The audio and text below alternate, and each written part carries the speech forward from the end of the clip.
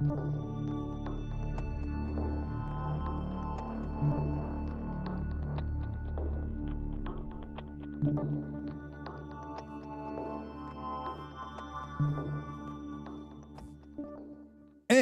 we are live, Mr. Gracey Show 130. 130. What's up?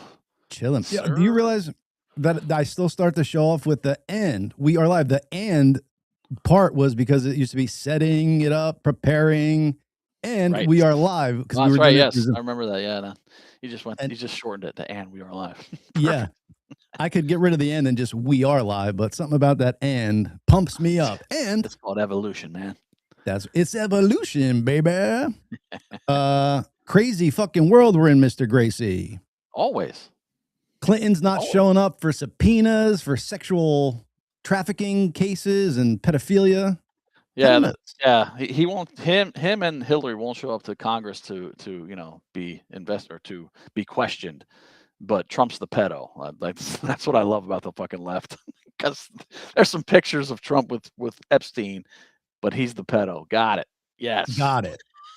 And like so many pictures, dude. I mean, Clinton is in a huge, I guess, jacuzzi with naked women floating by and, probably underage people. Been on the plane 26 times, visited the island multiple times. Like, what? Yep. But yeah, they're not going to show up because it might be weaponized against them. Like, yeah, okay. How about you just tell the fucking truth? How about that? Exactly. I'm going to play a video on this Alex Preddy thing. Again, I don't really know much about that. The only thing I do have seen is that the gun that was in his waistband, the gun was taken out before he was shot. So that kind of freaks me out. But this chick I'm going to play right now, it's official Liz Wheeler is her Instagram page. And she does like a little dive. Yeah. And she breaks this down in slow mo. So I just want to play it for the audience, and then we'll get, our reactions from it. And just kind of see where everybody's head is at. Talk about Mr. Peretti, because he's not the good guy that the left makes him out to be. It's always the case with these fucking people. Like, they're just the best people. They're just moms. And he worked at the VA. Blah, blah. No, he got fired from the VA. And they always end up being, not great human beings. Sorry. They're just not. Well, and by the way, they're all on Signal Gate chat too. We can talk about that too. True. Well, and just when you're protesting with a gun in your waist, it's a little weird. You know what I'm saying? I don't care how good of a person you are. Like, that would have happened with local law enforcement. You show up, you fucking starting to get an altercation, and you have a weapon on you, whether they took it out of his waistband or not. Like, you have a weapon. They don't know if you have another weapon on you, and it's exactly dangerous. Why the fuck would you show? If you're going to peacefully protest, why do you have a weapon on you? Good point. A law enforcement officer fires a gun at Alex Preddy, you will see Alex Preddy reach for his waistband, as if reaching for his holster, as if reaching for his firearm. Okay, so let's roll this tape. So you can see the man in the gray, the officer's hand. You see him reaching for the firearm. Then you see the man in green, the law enforcement officer drawing his gun. Now listen very closely for the sound of the first shot.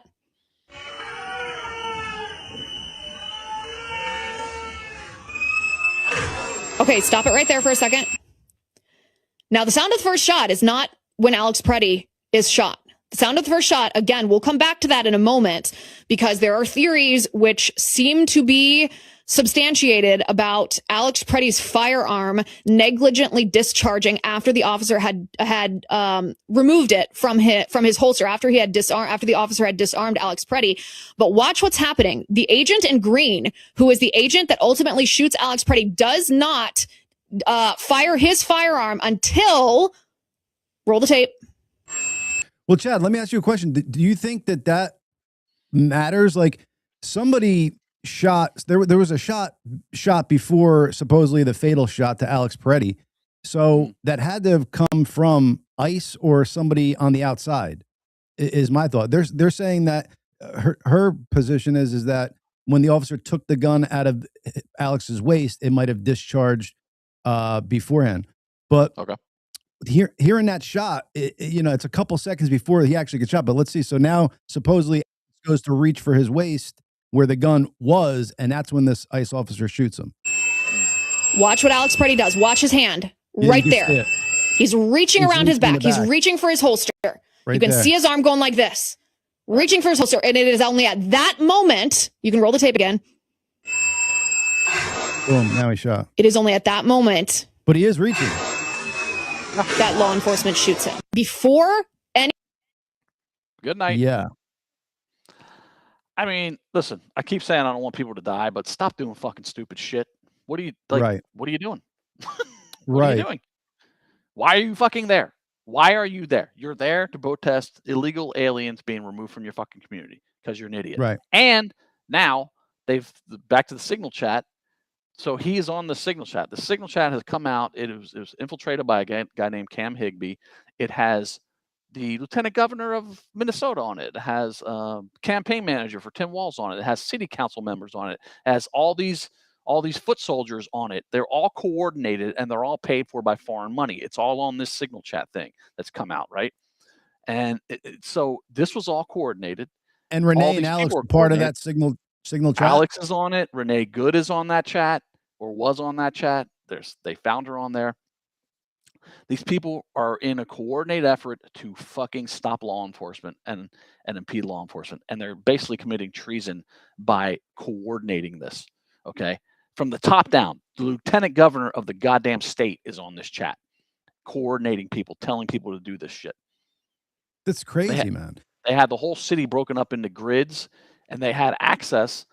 They would call out ICE agents' vehicle license plate numbers. So they had ability to look up license plate numbers, which is only either a state or a federal database. So they had state officials feeding them information, or maybe even federal officials feeding that information about the ICE agents' vehicles. Like, this is fucking bullshit. Yeah, and then they blame the ICE agents for this bullshit. They're literally attacking them, going after them, trying to stop them from doing their job. Yeah. And then they blame them. They're in unmarked vehicles for a reason, and then you're literally giving out what vehicle they're in. Like, that's crazy. You're literally trying to cause a problem where there probably wouldn't be one if you didn't release your citizens onto federal agents. Like, that's crazy, man. Right. And it's more as sinister. I said earlier before we came on, it's like Tim Walz and Mayor Fry, whatever the fuck his name is, they're literally sacrificing these people. Like, they've been egging these people on to resist. You got to resist. You got to resist. Right. Like, what? So you're basically sacrificing yourself for these fucking two idiots who are caught up in a gigantic fraud scheme. Yep. You don't see what's going on here? Come on. It's not about your Fourth Amendment rights, and it's not about. It's just they're literally coordinating you to go after ICE, to go out there and fight them, to try to get rid of them, try to get them out of Minneapolis and Minnesota so that they can't continue to remove illegal aliens, but to cover up the fucking fraud that they've committed, or they've been a part of, at least. Preach it, brother. That ain't no bullshit. Not to switch gears too quickly, but secrets about the CIA that we didn't know, Chad. Some of these might shock you. There's actually a Starbucks inside the CIA headquarters, but they aren't allowed to ask for anyone's name on the drinks. Okay, I could see that. That makes sense. That makes sense. This is crazy. In the 1960s, the CIA spent $20 million on a project Acoustic Kitty, which released cats with tiny microphones in their ears to spy on people in public. I think that's kind of cool. That would make sense. And they've done all kinds of crazy shit like that. In the 1950s, this is funny, dude. The CIA had a plan to airdrop lots of extra large condoms labeled small around Europe to demoralize Soviet men by suggesting American men were physically superior, bro. That's awesome. So they go to put on a small condom that's really extra large, so they feel like, oh my God, America, their small condoms are fucking way too big for. That's hysterical, bro. If they're doing that to, like, mental warfare, what else are they up to, bro? Like, that's just insane. The CIA had a plot to assassinate Fidel Castro by delivering poisonous cigars. Yeah, but he never smoked them. We knew that. Mm-hmm. This is funny. The CIA's first tweet had a sense of humor. We can neither confirm nor deny that this is our first tweet. Pretty funny there, CIA. This is crazy, dude. In the Vietnam War, the CIA launched Operation Wandering Soul, where they played scary ghost noises in the jungle to scare away Vietnam soldiers. It didn't work because those motherfuckers were crazy, the Vietnamese soldiers, fighting for their fucking land. Yeah, so I thought that was cool. We kind of knew all those. I got some. Yeah, I want to know the shit that we don't know. Exactly. That they don't talk about. What up, Troy Garmin? Go check out his podcast. What is the name of it, Troy? Something with Troy and Howie. But check it out, folks. You get some good guests on there. What up, Courtney? Vapor Missile from YouTube said our overlords are getting pissed off that we aren't already. Yeah, I mean that's the other thing that they'd like to happen. They would literally like to have a civil war, but they don't understand. They don't understand the hell that would be fucking brought down on them if that actually happened. Yeah, right. Jamie, welcome. Where have you been the past couple weeks? We have been talking a lot of shit on you, and you haven't been here to hear it. I mean, it's like it's a bunch of fucking soy boys running around like, oh, we want civil war. It's like, no, you don't. You have no fucking idea what you're talking about. And let's be honest, nobody wants that, dude. Nobody wants a war on our shores except for some fucking crazy ass people. Yeah, our guest that's coming on. Yes, I mean, yes, that is true. They both polarize us. That is fucking 100% true. I will agree with that 100%. I think there's a new section of the Republicans though that aren't like, I think the MAGA section of the Republicans, like JD Vance, like all the newer Republicans, not the people who've been part of the swamp for a long time. They're all part of the fucking system that we're against. And maybe there's some Democrats now that are going to be hopping on that wagon soon because they got to realize like what they've been. They have not been a government for the people, by the people, and they need to get back to that shit. We need term limits. Yeah, very, very true. We spoke about this last week, Mr. Gracey, but I'm going to share some more disturbing facts from The Wizard of Oz, folks. I don't know why I'm on this kick lately, but y'all coming with me. Let's do it. And this is how history looks, their Facebook page. The actor's makeup contained toxic copper. We knew that. We spoke about that. I don't think they get into my munchkins banging Judy Garland here, but we'll see. The actress playing the Wicked Witch suffered 2nd and 3rd degree burns from this stunt. I guess heard about that. I thought it was from the makeup, but I guess there was actual fire that did that. And your little dog too. The original Tin Man's actor had to be replaced due to aluminum poisoning from the silver face paint. That was Buddy Epson, yeah. So Chad, like the guy coming in, taking over the role, like did he know why the other guy like went out? Like did he know it was because of the paint? Buddy Epson was allergic to it, but did they change the paint when Jack Haley, who played Tin Man, did they change the paint or did they keep it the same? He wasn't allergic to it. I don't know, dude. It seems like they weren't fucking giving a shit about much back then. You know who Buddy Epson is, right? No. He was the dad on the Beverly Hillbillies. Oh, get out of here, Jed. I think. Yes. Yep. Nice. I like the movie too. I mean, the show is great, but they did a movie years back, and they had some hot chick playing the girl. About the newer version of it, the movie. Yeah. I think Ernest played Jed. He did. Yes, he did. Yeah, he played Jed. Yeah. The lion's costume, Chad, was made from real lion hair and was so heavy the actor struggled to breathe in it. Okay. Yeah. Interesting. This I didn't know that this was from the movie, but she was prescribed amphetamines in order to help her lose weight, which may have led to her drug addiction. She was put on amphetamines, smoked cigarettes, and fucking drank a lot of coffee so she wouldn't eat and stayed thin. Yeah. Fucking crazy. But Chad, I like how they say which may have led to her drug addiction. I'm pretty sure you start somebody on fucking amphetamines, that's gonna definitely be a major part of their drug addiction. What's Courtney saying about James from Metallica? Courtney, what are you talking about? Yeah, what you talking about, girl? Where the fuck did that come from? The dog playing Toto, Chad, was paid more daily than the Munchkins. How funny! Oh my god!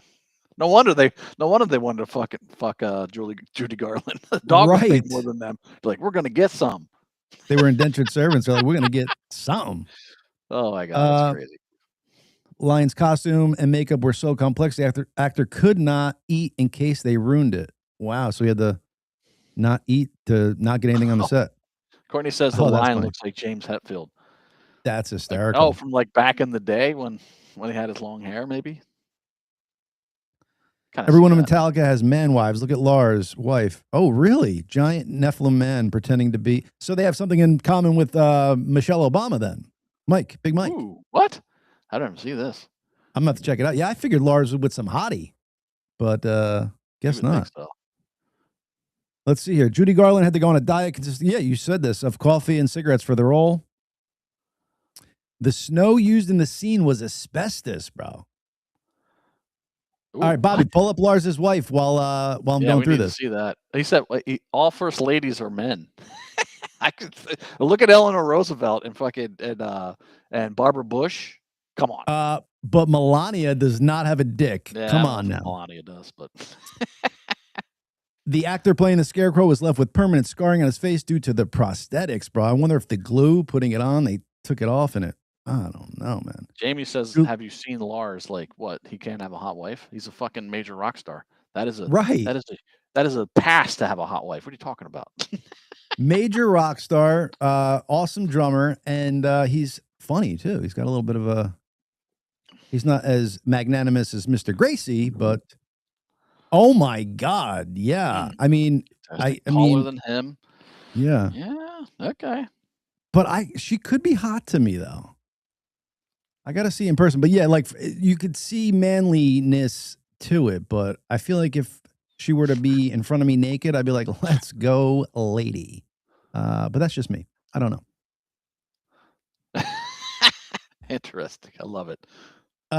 Judy Garland was slapped across the face. Is he 4 feet? Yeah, Lars is short. Yes, for sure. Yeah, that is true. He was a Munchkin, Jamie. I don't know if you know this, but he was in the original Wizard of Oz, and he was one of the Munchkins. And he fucked Judy Garland. That's right. That is right. And Liza Minnelli is his daughter. That's right. Exactly. So I guess, what's that guy? James Bond was on the set because Judy Garland needed a little schmack to stop. That's right. Giggling. Yeah, Sean Connery. Schmack. Give it a little schmack. A little schmack. I got one more video, and then we're gonna hop on to our guest. But this is like, so Chad, so this is, I don't know if it's a cruise ship or something, but it's in like another country. I feel like it's an Asian country. And this guy is on rollerblades and he's coming through with like, you know, a tray of food on it, and he slips and falls, and it seems like they're going to kill him afterwards. Like the look on his face and the people around them are like, oh dude, you fucked up. You're about to die. Is my interpretation. So, but you tell me what you think. There we go. And then I'll go through. Just look at everybody's face.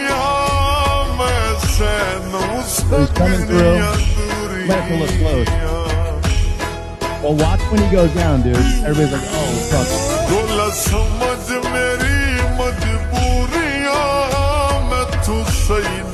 guy's like, you're fucking up, dude.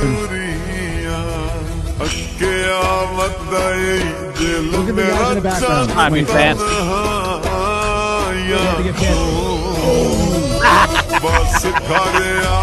that shit's hot, too. Oh, my God. Very hot, bro. Look at their faces. They're all like, oh, no. And he's like...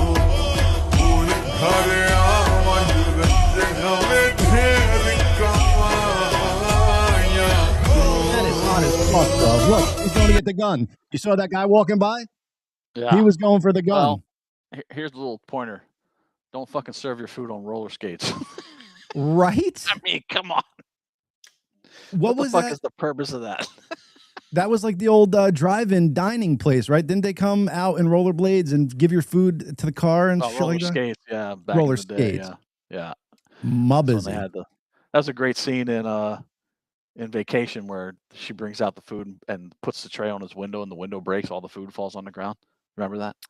Oh yeah, that's right. I do remember that. Puts a whole tray of food. They're all hungry. All right, Mr. Gracey, let's go to our favorite guest, or one of our favorite guests, Mr. Joshua James, Electric Gnosis. What's going on, brother? Howdy, gentlemen. I'm so excited to be back here for the third time. I've been more prepared this time, so ready to look the part. Maybe people think you're looking good today, man. Yeah. Awesome. I was going to say, all those new subscribers, bro, making you look fresh to death. I love it. Well, you know, I come from my first job was working at a brokerage firm, and I worked at a brokerage firm for 10 years. Okay. I had my Series 7. I was able to make stock and bond recommendations and place securities trades on the New York Stock Exchange. I've owned a business and had contract with Fortune 500 companies and employed over 25 people at one point. Contracts with AT&T, DirecTV, Walmart, Sam's Club, Fry's, Menards. So all this is my old stuff from when I was a monkey with a tie. Right. But I think it can't hurt to look the part because, you know, I can talk fast. And some people, if they don't follow me, they may think it's schizo or whatever, but maybe the suit will help. Yeah, no, dude. The audience and we follow you pretty well on this show. So awesome. Talk how you talk, my man. We were getting into some things. We'll get into the plasma and stuff like that, but you shared a video with me, one of your, I don't know if it's a latest video, but going on about a woke mind virus type of scenario. And you were kind of getting into how you think it kind of started and all that jazz, if I got the grasp of it. Yeah, basically, so whenever I stumble upon a word or a concept that I've never heard before, I always like, oh, well, what is this? So in one of my videos, somebody mentioned this thing called Wetiko, Wetiko.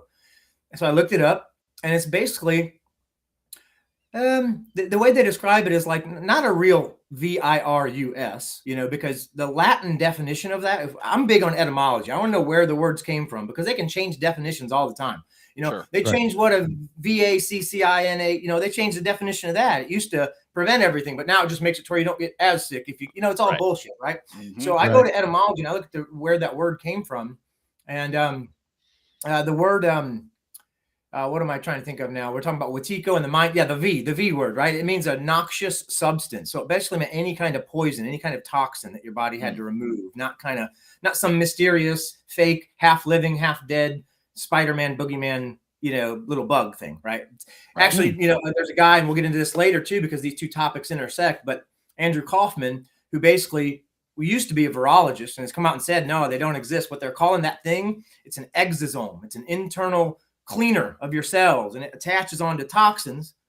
And again, in Latin, that would mean a noxious substance, not a bug, and escort it out of your system, right? And so what they're confusing for the V word is actually exosomes.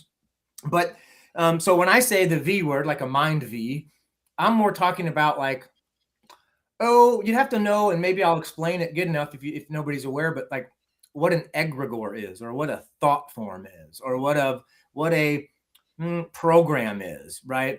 So think about it this way. Now Chad and I know that, but for the audience, if you could explain, because Chad and I know, but just think about it this way. So let's just say a lot of people think Jesus existed for real. A lot of people think it's all a Roman story or whatever, right? But at this point, to the people that believe it, it's real.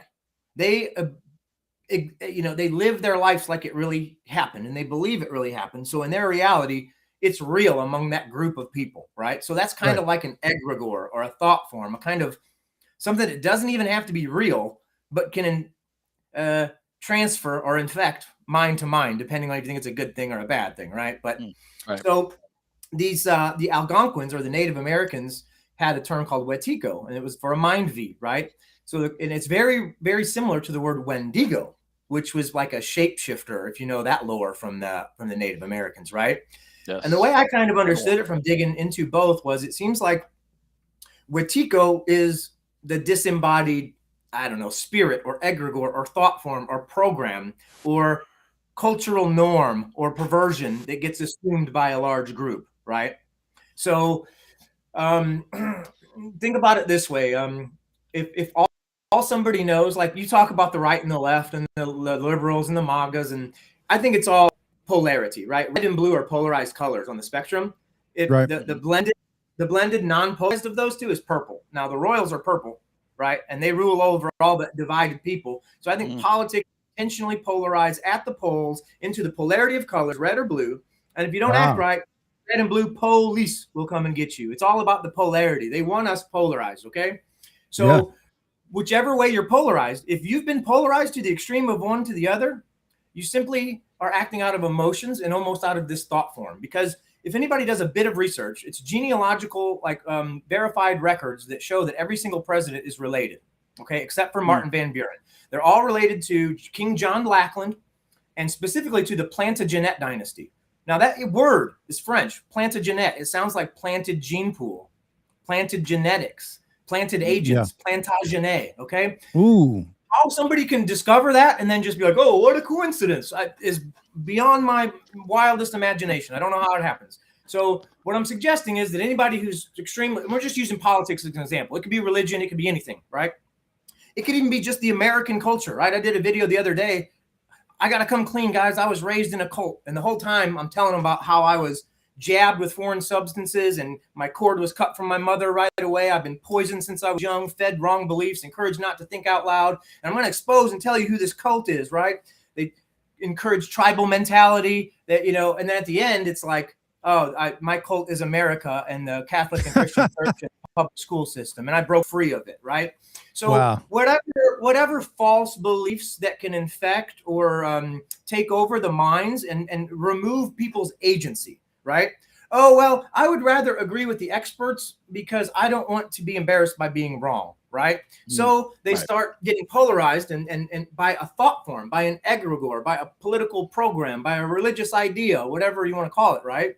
And pretty soon you've got intentionally orchestrated two groups of people that they want to go to civil war. One polarized all the one side going, build back better, and you know we need to let all the immigrants in because love, right? And then what they're missing on their side is they can say that every immigrant should be able to come in here legally and they should be happy and free and all that, but they're not going to be able to legally work. So where are they going to stay? Who's paying for that? So unless you're going to say, I'll take in a Spanish-speaking, non-English-speaking family of 4 and house them and clothe them and feed them until they can be here legally and get jobs, then you're just standing on your soapbox and being like, oh, look at me, I have morals, but it's hollow, it's bullshit, it's only talk, and they would never, ever allow those people in their home or do anything to actually help. So it's like, yeah, bring them in and then you all do something about it, right? Exactly. You figure it out. I like the fact that we have borders and that people can't go where they want.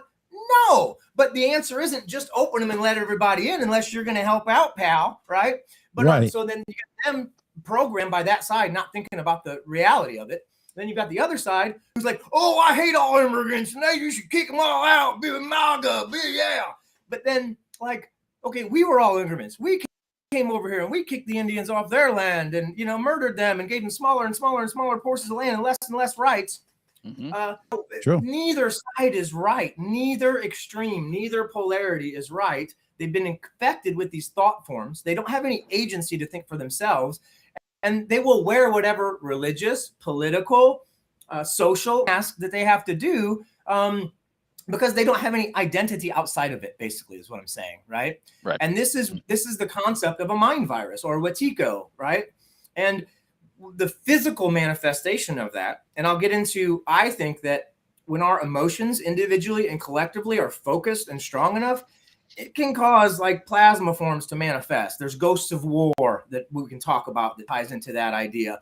But so the Wendigo would be like what happens to the human, right? As we degrade and become somewhat cannibalistic, but not necessarily just eating each other, but cannibalizing our brothers and sisters and you know what I mean, getting our way every time and never bending to anything. But the whole world, that's the thing on both sides too, is both sides that are extremely polarized on the ends. They both want the entire world to bend to them. Everybody else is wrong about everything and I'm right about everything, and you come to me and everything that doesn't match my beliefs is an outrage. Right. But really what needs to happen is those people need to come together towards the middle and realize that the only reason we hate each other is because we've been programmed and infected by a thought form, an egregore, a design, a plan to polarize us so that we fight against each other over religion, guns, abortion, immigration, this, that'll never, ever be fixed or get better because it's intentionally the things that they use to divide us so we don't unite against the 1% that is dividing everything, who also controls the media and who also and controls the money, right? Because 96% of the wealth is controlled by 1% of the population, and 96% of the media is controlled by 5 companies. So it's like, it's all intentional division, intentional polarization. And what's ended up happening is they are MK Ultra-ing us without having to bring us into secret lab, right? Most people are born into poverty these days. Most people are born into single parent families where the mom can't support. Most people have to live with roommates, and all they see in the news and pop culture is violence and negative stuff. They never have any good stuff on the news. They want us fearful, dumb, sick, and divided, so both sides can work together to continue to rule over all of us, in my opinion. And what that's produced, it's produced through that trauma that I've described. Split. You've seen the movie Split, right? So after a certain amount of trauma, a psyche will not be able to handle it, and it will split. That will allow that person to be a zombie, an NPC, infected by a demon, right? Or possessed by a demon, or programmed by a thought form, right? So that's. I have a quick question, Josh. Yeah, go ahead. So these people at the top, that control the money and stuff like that, are they in cahoots with each other? Like, are they communicating with each other and trying to have all this stuff come to light, or are they kind of working individually towards the same goal because, they have all the money and it's just a natural way for them to kind of, try to control it and control the people? Is it coordinated? Well, let's say that there's a group of people that is way smarter than any of us that knows when these reset cycles happen, right? And for the longest time, whether you go back to Greece or whatever, they had a thing called Hegelian dialect, right? Where they would present 2 sides of an issue, but both arguments were controlled by representatives of people who wanted to shape your thought. So it's like they create the narrative, but then they also intentionally create the counter narrative too. That way they're in control of the counter narrative. So that's called controlled opposition. So that'd be people like Joe Rogan, who everybody thinks, oh, he's telling us the truth. But then as soon as he gets the big Spotify deal, he backs off the fact that the earth is shape of the earth or the moon landing and changes tune real quick on important issues, right? So anybody who's really, really, really propped up and given a platform and not shadow banned or, they're all controlled opposition. Wow. Alex Jones, controlled opposition. Joe Rogan, controlled opposition. Let's say they want us with the liberal agenda, right? So what they do is they play bad cop, good cop, bad cop. Let's get Joe Biden in there. He's senile. He can't even form words. He sniffs children. He wants to open all our borders. He takes showers with his granddaughter. Let's get the reaction to that so bad that they'll accept anything that we put in front of them as the solution, good cop, bad cop. And then they'll ignore all the negative stuff he does, like say he's the father of the vaccine and you should definitely get it and encourage, you know what I mean? Like the people who support him are blinded to his negative things just as much as the left is blind to, in my opinion. And I think whether there's 2 groups or not, basically it's one group that might have some in-faction fighting and stuff, but every single president is related to each other and to the Plantagenet dynasty besides Martin Van Buren. The odds of that happening with 2 groups fighting for control of something is astronomical. This is why we're only given 2 choices, because it's like giving a kid that wants to drive in the back seat, give him a little fake steering wheel attached to the back seat. He thinks he's driving, he quits whining about not having control, right? You think about your nephew at 3 years old wants to play PlayStation with you. You don't want him screwing up your game. You give him an unplugged controller, one with dead batteries, and he thinks he's playing, right? Right. If voting mattered, they wouldn't let us do it. I'm telling you this. It's the biggest illusion that people have to wake up from at this point is politics and religion. It's all meant to control us. The word religion actually comes from Latin, and it means to religare, to rebind. It's a ligature. It's a binding of the mind. And government means to control mind, mentality, govern, control, government. They control your minds. So and now that you're saying the 2-party system is kind of designed to just have them put forth whatever they want on the right and whatever they want on the left, and we don't get to think about anything in the middle or on the the front side, the back side. Like, we only get to think about the 2 things that they're telling us to think about. Binary choices create polarity. Yep, that's what they want. So we don't realize that there's intentional division. And yeah, it's 100%. And there might be okay, so we can point to certain ones who have done good things or something, but if I eat a bowl full of turds, and get one Captain Crunchberry in it, I'm not gonna be like, oh, this bowl's better than that one. No, it's still a bowl full of turds with one freaking piece of candy in it. That's it. Yeah, one sweetness. Right? Make you think that he's good, that it's good, right? And then people end up having Stockholm syndrome. They defend their captors because there's a psychological condition called cognitive dissonance. And when you shape your whole identity around something you believe true, most people can't handle the fact that might not be true. So they won't even look into it, and they'll just rage, and their emotions will come out and they'll project. And it's just, that's part of the mind virus. That's part of the Wetiko that I'm talking about. Right. And John, you mentioned that are the elites coordinated? I think they are. You got the Bilderbergs, you got the Bohemian Grove, you got the Trilateral Commission, you got all these friggin' basically the World Economic Forum. Oh, and a big one is APAC. Yes. APAC is the one that every single president and major politician that we had come through this is funded by APAC, which is like the American Israeli something, right? And what it really gets down to is this. It's crazy. The people that are claiming anti-Semitism, when we notice patterns, they're not even Shemites. Okay, they're not Semites. So the people who are claiming to be Jewish over there in Israel with the Zionist state and stuff, they trace their lineage back to Ashkenaz in the Bible. And Ashkenaz did not come from Shem. So Shem created his line as the Shemites. So the Shemites are really the Palestinians. So these group called the Ashkenazis, these Eastern Europeans, some call them the Khazars from Khazaria, they basically converted, and they're not real Jews. They are in the Bible what they call the synagogue of Satan, right?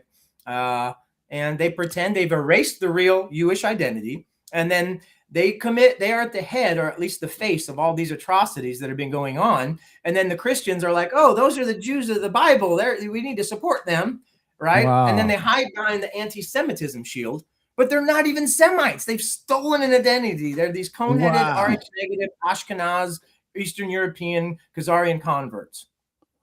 And we're still warring over that portion of land to this day. And for people that, according to you, it's not even their land to begin with. The people, it is the Palestinians' land. Well, who knows how far back the story goes? Who knows who originally had it? And ultimately, we're all mutts anyway. But I don't think at any point anybody can just say, hey, that used to be ours, so we're going to kick you off now. I mean, if we're going to support that idea, then we all need to get the F out and let the Native Americans live in our homes too, right? True. We just need to go somewhere else, because if that's what we think that the fake Jews deserve, then we do too.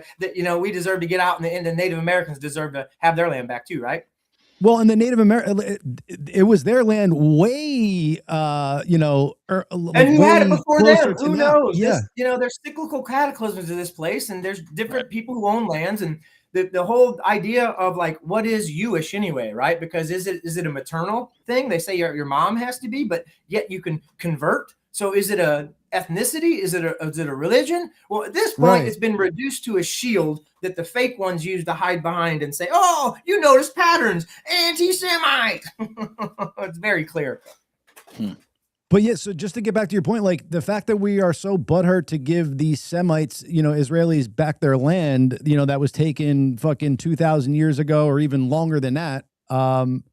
And we don't give a shit about giving the Native Americans back their land, which was 300 or 400 years ago, is crazy that we're worrying about thousands of years old. Don't even think about that, right? So there's much blind support for this Israeli agenda and stuff. But then it's well, if you think that's justified, then you better get out of your home too and give it to some Native American that's living on a desert patch with no water and in poverty and, alcoholic now because they can't tolerate that stuff real well. And the government, hey, we gave them casinos. Come on. That's right. Yeah. But most of those are run by the evil ones who started working with the government. The true blues who held out are on these little patches of land in misery for the most part. Yeah. Sad stuff. They're growing tobacco and shit, trying to live off the land. Which we all should doing. Yeah, this place is a garden, but it's been usurped by technocrats that are greedy and want to control everything. It's sad, but I do agree with Mark. I think that in the end, there is a sentient nature to this realm, and that there is a magical nature to it, and that the physical world right now is governed by basically what you could call evil, inverse nature of what God would be, or love, or joy, or freedom. But there are cycles to this, and that's coming to an end, and there'll be an alpha omega event, and for a while God will win. But then from the Christian perspective, right? Well, then later there'll be a change in the ages, like the Satya Yuga and the Yuga cycle and the precession of the equinox and the Greek Iron Bronze Age. And then we'll fall again and we'll have another short season of Satan, as they'd call it, the Christians would call it. But so I think that we are at the Kali Yuga, the most debased time right now. And very soon there will be a cataclysm. It'll send the elites, like we talked about earlier, underground. I've actually got some new theories around that. I think that let's hop on that. But I have a quick question before you go there, Josh. Sure. So do you think, because these cyclical cataclysm events that happen, it seems like it's set up by design because eventually evil wins, and like this is the only way to kind of rid it and start over. Is there a scenario where the evil doesn't win and then good kind of takes over and then that cycle could stop, or no? So the Hopi talk about that. That we're in the fifth world, and their end time prophecy, or their Alpha and Omega event, is that, there's going to be a severe, humans can take one or two paths, right? And depending on which one they take, there's either going to be, a very good outcome or a very, very, very destructive end time type of cataclysmic event again. So I think that we are in a sentient feedback loop. So let me explain. Our emotions are, and our brain waves are electromagnetic. We are biophotonic, light, and electromagnetic beings. Our brain works through electricity. Everything works through electricity. You know what I mean? Like, we're not just, it's crazy how much of this stuff has been hidden from us and how disconnected people are to this. But we are absolutely bioelectric beings, right? And when we have an emotion, that literally sends vibrations, electric vibrations, out into the air. The air isn't empty. It's like a sea of gas. It causes ripples, which causes resonant vibrations, right? And resonant patterns. So I think that whatever's below us, maybe the black hole, sun, energetic source of what's going on up there. And Robert Temple talks about these things called Kordylewski clouds, which are basically sentient, dusty plasma clouds up above us. I think we're in some kind of sentient feedback loop. And through this, we're in basically an ocean of emotion, an electromagnetic ocean that reverberates towards us. And when the reason no man knows the hour when this stuff happens is because it's dependent on how inverted we get, as how far away we fall, how perverted we become, right, as a collective, right? But I also think that in some way that those cycles are governed by the stars. In astrology, there's a lot more to it than people think, So I think there's energetic cycles governed by the stars that humanity collectively goes through. But there's room to figure out when it's going to happen or the severity of it based on the energetic feedback coming from our emotions and being reflected back to us. Because all this thing is we're in a closed system of echoes and ripples. I promise you that. Yeah, I believe that. It seems like that we're kind of coming upon the cycle of where things reset around the 11,600, 12,000 year range from the last time that it supposedly happened.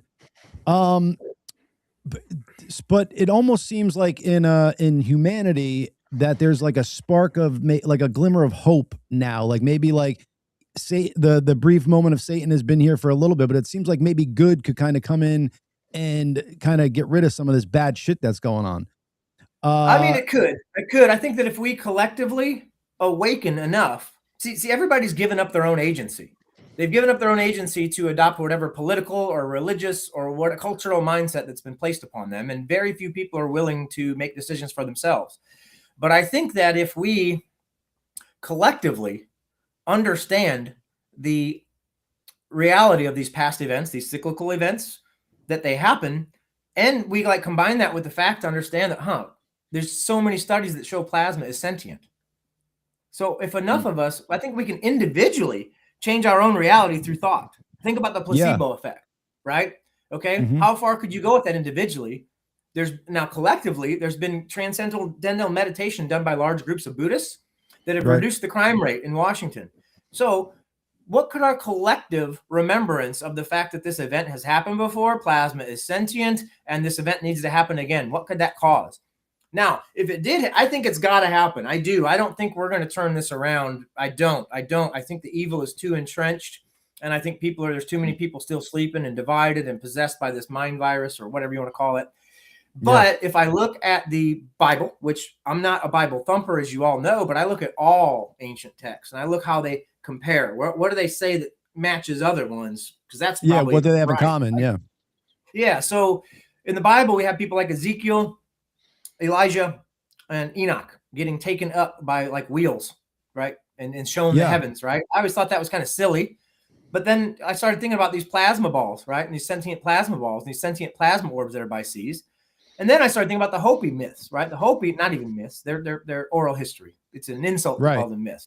That's my theology, and then history is his story, right? So their oral history says that the true of heart, right? Before this fire cataclysm happened last time, there were, here's what I think amounts to sentient plasma. They said moving stars, wingless shields, and strange clouds. And they would guide the pure of heart that could see them. Because the thing is, the reason why mystics fast is because when you reduce your digestive load and you start meditating a bunch, the cones in your eyes activate instead of the rods. And you start seeing the red light spectrum, and you see the angels and the demons in this world and the plasma balls and stuff. So have you gotten there? Have you gotten there, Joshua? I'm not there yet, but I know intuitively from my research and digging around and the way dye-cyanin goggles work and what they were seeing the pilots in like World War II and stuff. I know it's possible. I know 100% without a doubt in my mind that it's possible. And 99% of the stuff I used to just like know intuitively.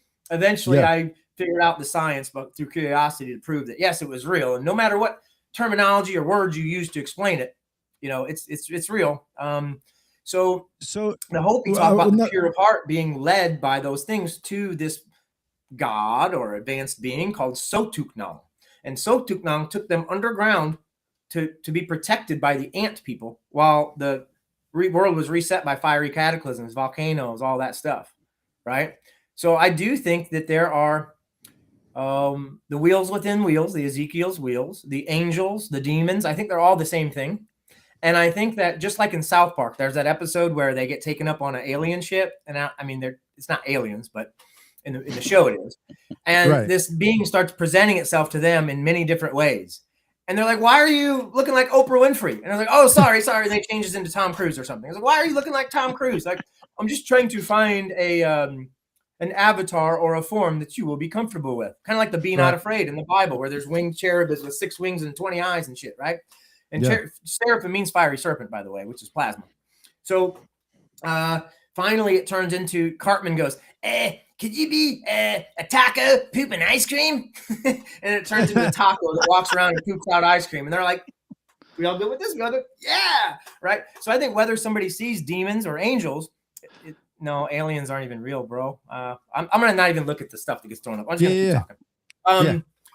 I think people, whether they see angels or demons, are going to be dependent on how they view the world and what they deserve to see. But I think they're the same thing. I think they're the red light spectrum. And that's why when people in war don the dye-cyanin goggles that are made out of like coal tar properties, it removes the other light spectrum, allows the red to shine through, and they get scared and won't even put them on anymore because they say they're seeing demons. Well, why do some people see angels and some people see demons?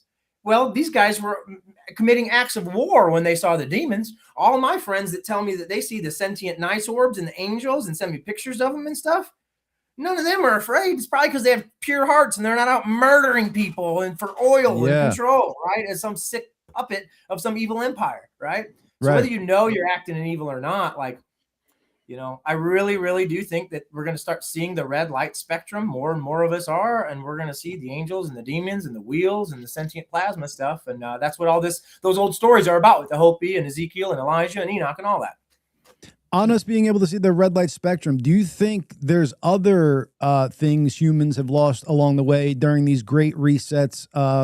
As far as like just using their brain to manipulate the environment, like we were talking earlier, like if you use sound vibrations, you could turn stone into sand and all this stuff. Like, and we kind of got away from that and we went to like technology, like in phones rather than like what humans naturally have in them. Do you think that we kind of got away from that stuff and we had more abilities way back in the Dizzy? Chad, you're a music fan. You weren't just a drummer for live. You love music, right? I do love music, yes. All right. So you know the song Radar Love? Mm-hmm. Oh, yeah. By Teddy. When I get lonely and I feel it's been too much, she sends a cable coming in from above. We don't need no ladders at all. we got a thing. It's called radar love. Okay. Radar love. The thing that's standing in the way of that right now is the magnetic field. Okay. Tons of research within the US and declassified Russian stuff shows that on days and times when the magnetic field is weaker, ESP, telepathy, and remote viewing go up.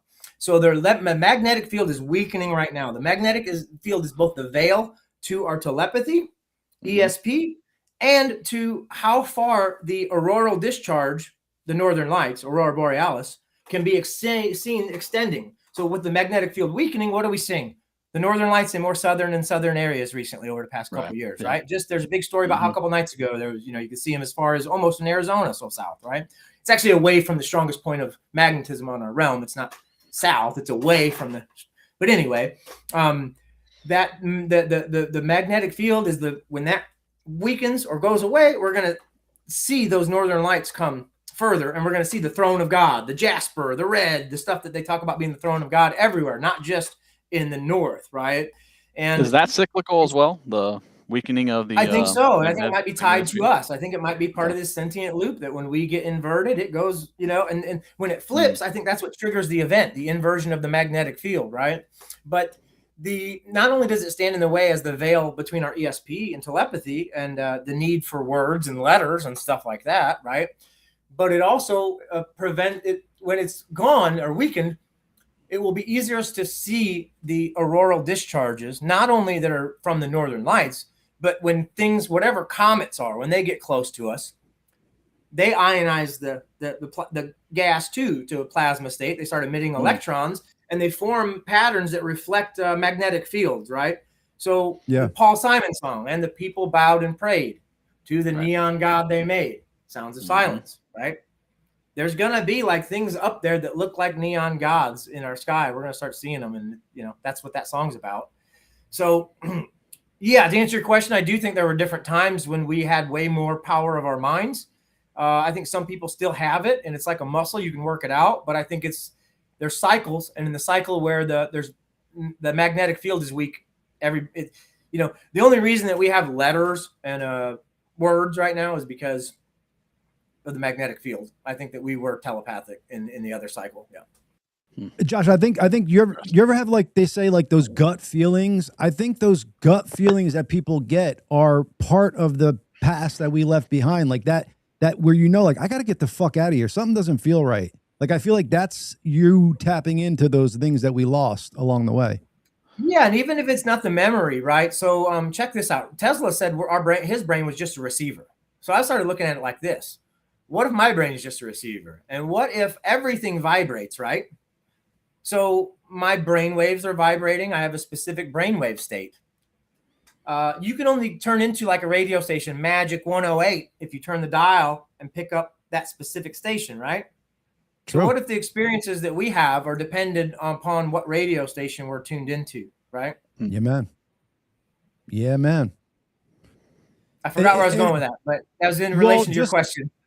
Well, yeah, but it just resonates with me so much because there's some times where it's like I have a sixth sense or something in my gut tells me, I'm like, this you is do have a sixth real. sense. Now you have a second brain in your gut, right? And the word gut is like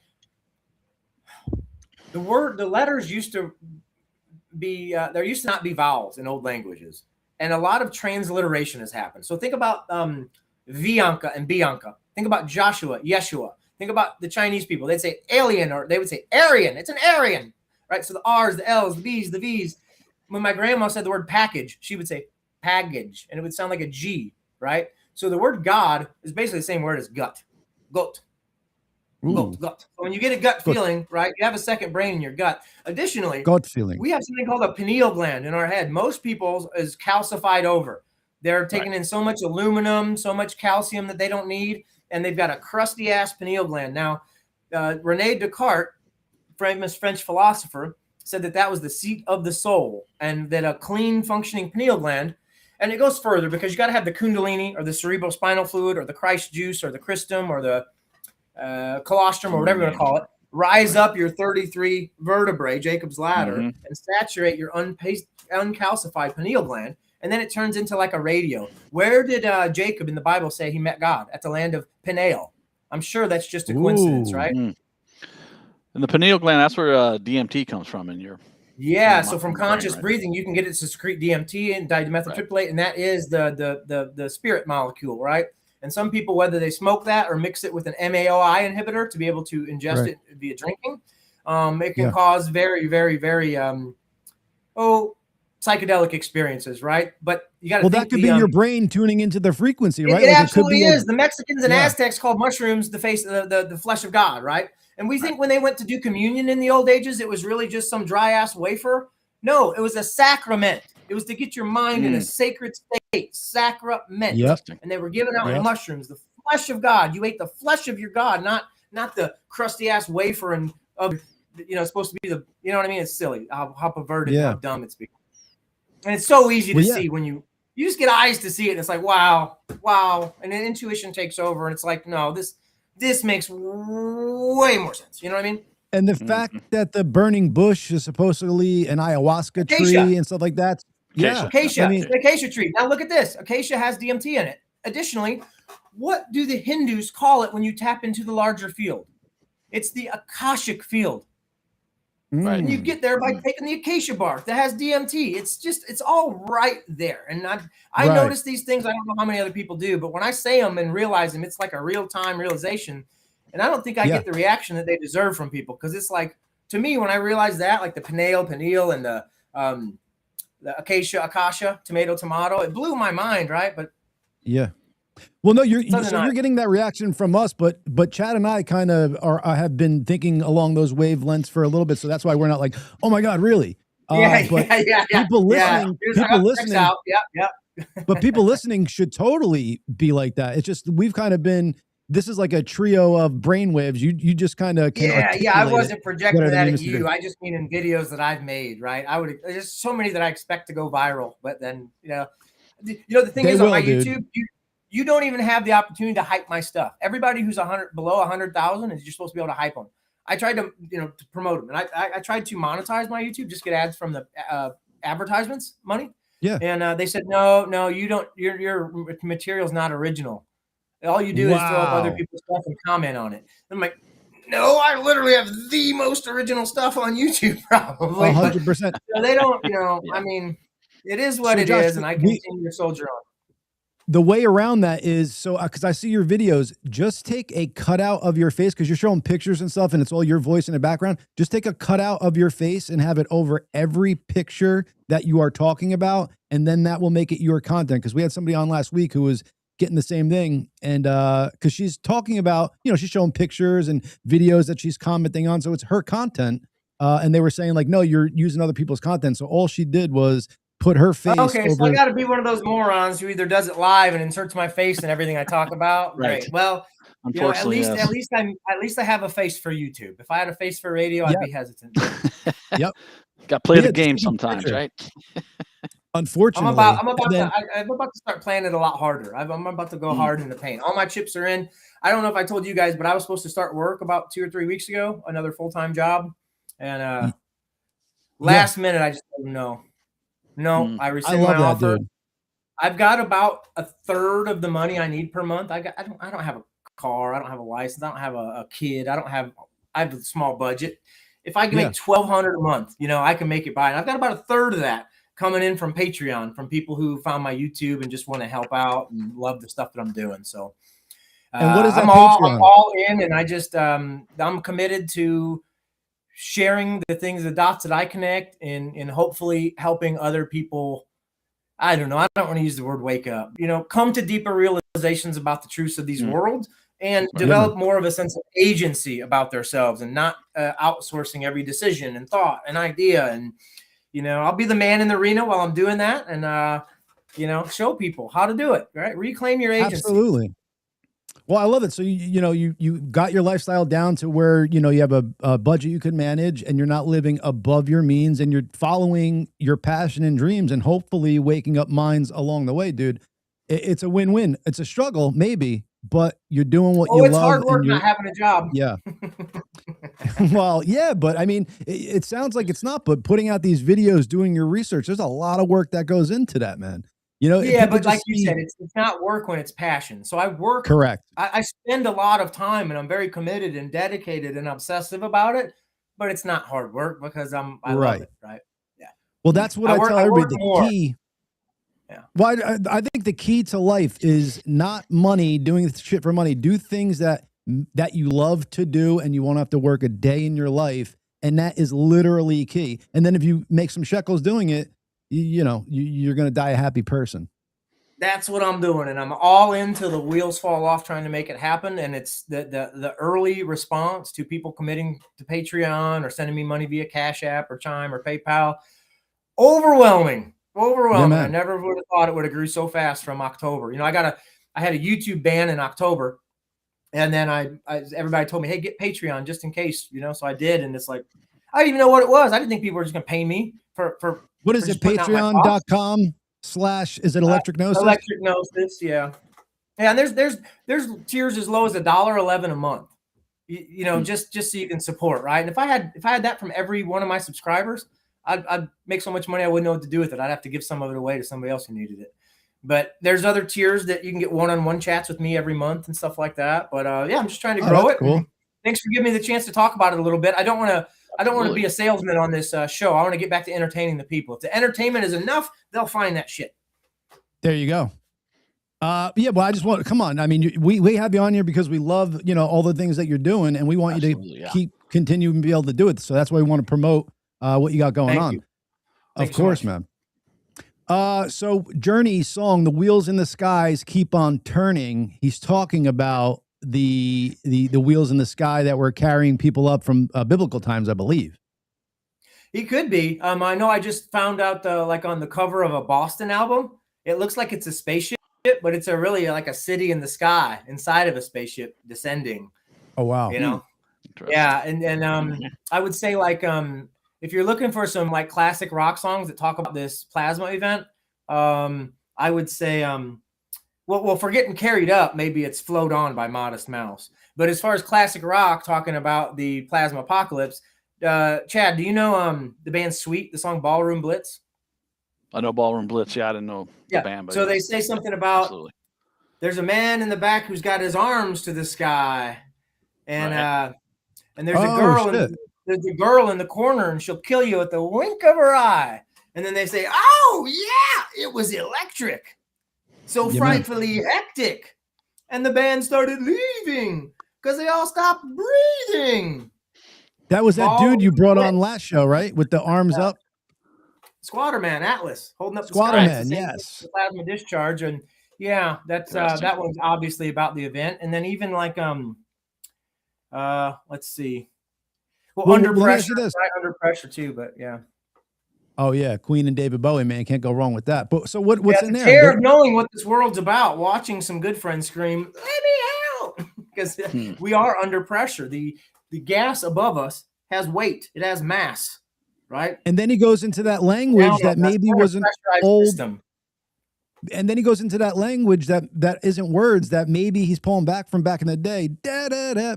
Boom, and he starts going to fucking. Maybe he's talking in that ancient language that they were using to very well turn rock into stone. You don't know, man. I get fascinated by stuff There's like that. So many secrets in the music, like. And here's I just want to say this, right? You've I don't know if we can talk about this, but if we can't, just shut me down. But Chad, you were in live, right? I heard you. I never. I think I said something one time that I'm sure you didn't really.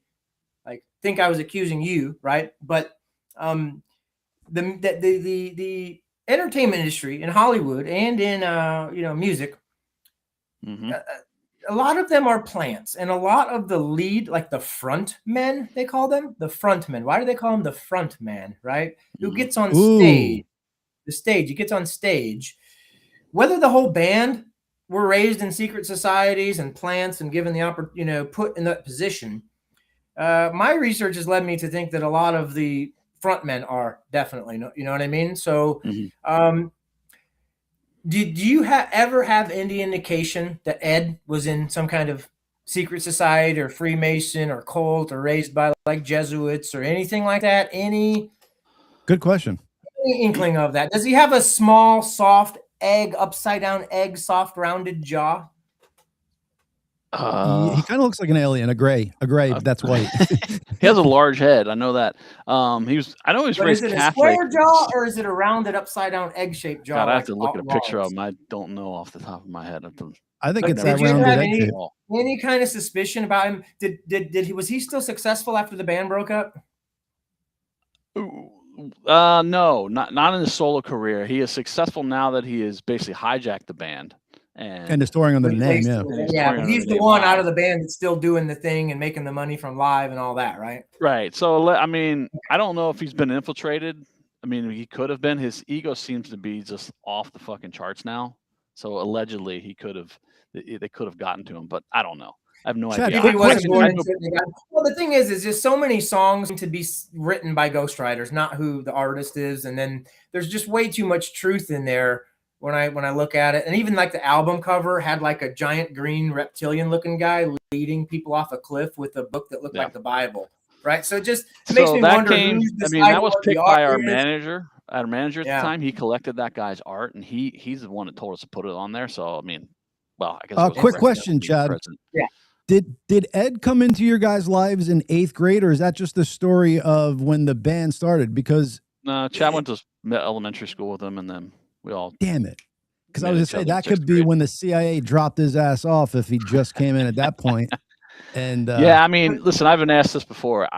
We all grew up together. I don't ever remember seeing anything or hearing anything or noticing anything that was outside of our sphere of influence, like trying to get to us. But I'm not with everybody 24/7, and I don't know what's going on with him now. So with Ed especially, I mean, so who knows? Josh, wouldn't that at least want to bring it up because I don't get an opportunity that someone was that close and get to ask them and see how they react and all that stuff. I always felt like we never attained the level. I always felt like we never attained that crazy stratospheric level of fame where they would come for us. Yes, you did. In that way. So yeah, like the one album Artist of the Year, 1995, Lightning Crashes, and yeah, we never went into like stadiums. Like that seems like kind of maybe if you are organic, there's a certain level that you can't get past unless you're willing to like invert your kids or sacrifice somebody, something like that. Josh, don't you think? Real quick, don't you think this is what they would say if they were hijacked by the CIA? Like, oh yeah, I never saw anything, but could have. Yes, but for some reason, I have a good feeling about Chad. Yeah. I don't think he's part of it, but I think he could be oblivious to the fact that that Ed was. No offense, right? So I'm just asking tough questions, and like I said, I wasn't with him 24/7. Yeah, I appreciate you being a good sport about it. But yeah, I think that there's a lot of secrets in the music, and a lot of the music and movies hide the knowledge of these cyclical resets for sure.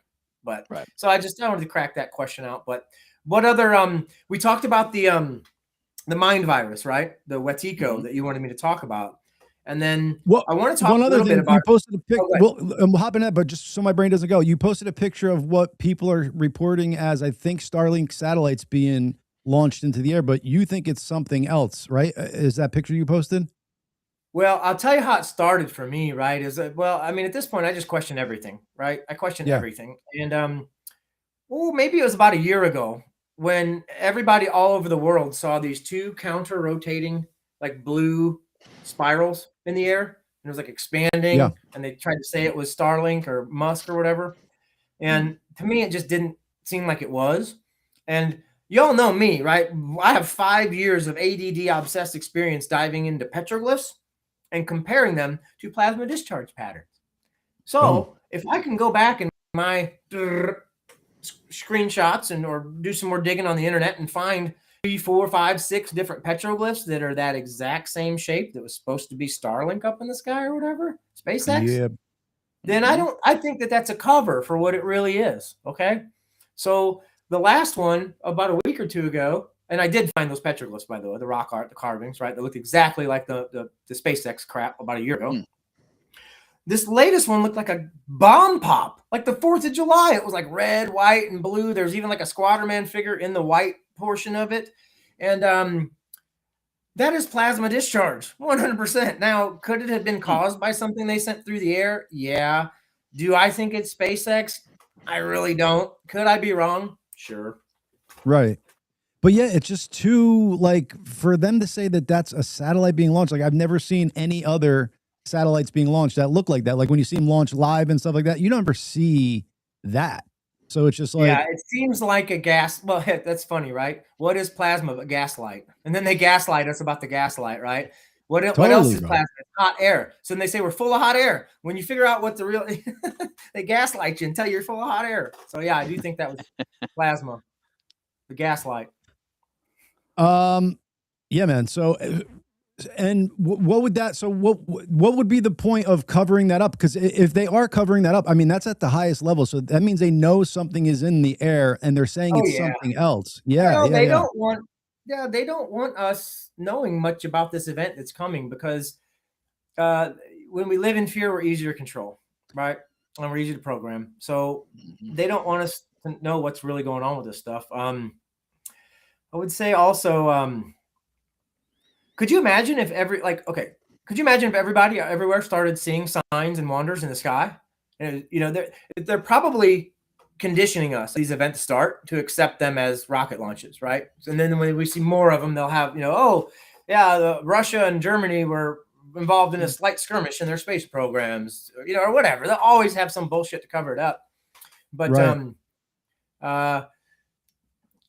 if everybody knew here that these were signs and wonders and plasma phenomenon that were signaling an alpha omega event, we wouldn't be good little financial slaves for very long. Everybody would start reading their Bible or moving out to the woods or prepping or whatever, right? And they don't want that.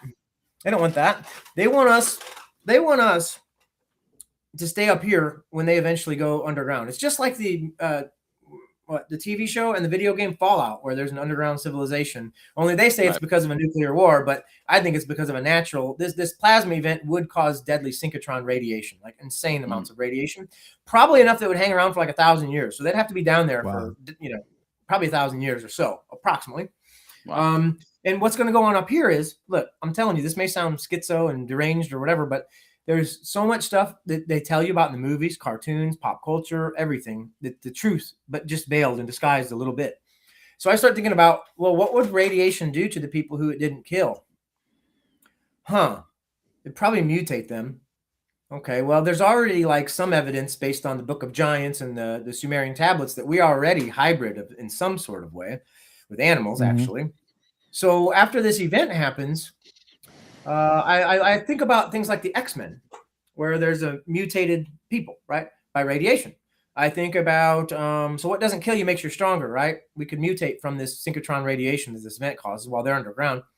I think about cartoons like the Muppet Babies, where there's these hybrids being watched over in a nursery by a faceless, hidden, you know, there's no, Nanny has no face. We never see her face. And he's watching over all these hybrid children in a nursery, right? They're orphans too, right? And then you've got, what else? Well, on that though, so the person putting that forward though, this real quick. So don't forget Shrek, right? If you look up, remember how I told you about the Lachlan's and the Plantagenets? If you look up a picture of the Plantagenet family, Richard III specifically, I believe, if I remember correctly, he looks just like Lord Farquaad from Shrek. And what happens in Shrek? The king goes around kicking all the fairy tale creatures out of the garden, right? So I'm telling you, I think that's what's going to happen. There's a bunch of us, a lot of us are going to die up here. Some are going to get whisked up by sentient plasma wheels to the sky to survive it. Some are going to take underground and meet the ant people. Some people are going to be left up here to die and to mutate. And then there's going to be 1,000 years where they're underground and there's a bunch of X-Men, Muppet Baby, Shrek creatures running around here before they reemerge. And we're basically set back to the Stone Age because we couldn't recreate phones and and they come back with the secrets of magnetism that they retained and are seen as the magicians or the magi because they know about magnetism, right? And they slowly go around conquering and enslaving and then wiping out the memory of all the indigenous tribes and the fairy tale creatures and stuff. That's what I think happened. So the people then putting this stuff in like movies and TV shows, is it people that are part of the upper echelon, or is it people that are just kind of stumbling upon information and trying to get it out there? Okay, let's get this real clear. Remember how I told you earlier about the Ashkenazi group, the fake Jews, right? Okay.